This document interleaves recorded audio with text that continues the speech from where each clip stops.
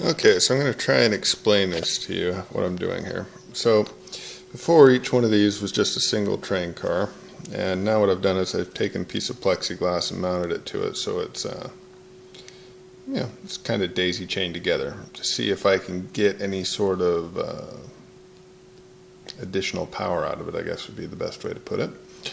And then on the track, I've also made it so that instead of just having one spot where it sucks in and then it has a big kind of free area, I'm making it so that it not only has to suck it in, but it also has to break out of this magnetic field at the next end before it can get sucked into the next one, seeing if I can gain anything out of this. Because if you take, well, I'll show you what it does when there's only one or two or three. But what I'm going to do is I'm going to put it in here. The other thing I've found out is that these things are kind of excitable. As in, if you haven't had any magnets in there for a little bit, they don't work as well as after they've had some magnets around. Anyway, let's see here. Okay, well, so it made it that far that time. And we'll do it again. Yeah, see, it kind of breaches it.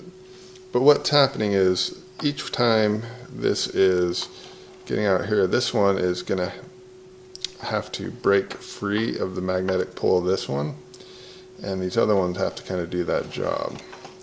Now the other cool thing that's happening is it doesn't take hardly anything to get these freed up at the track. They come out pretty easily. Well, yeah, pretty easily. But they're still moving quite a bit.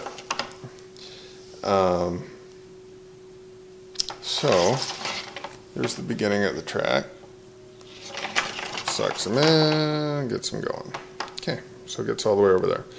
Now I'm going to take a couple off real quick. You can look at my pretty face while I do it. I'll take the last one off. Okay. So now here's the next bit. So now it's the first one again. Get it going, and it only goes that far. Okay.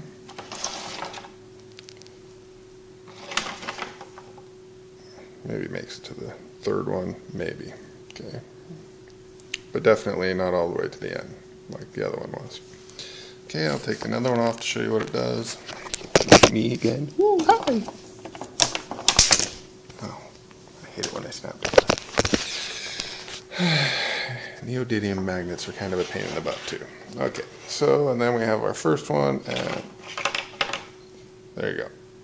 It can make it through one with the momentum gain from the first one, but it can't make it through more than that, or sometimes it can't even make one, depending on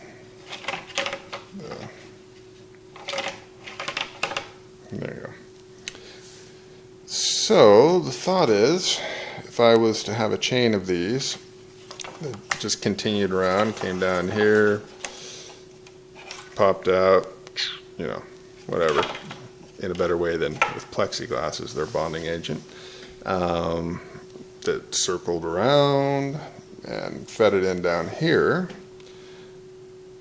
I might possibly be able to make a motor that would work. It's the thought. Anyway, might.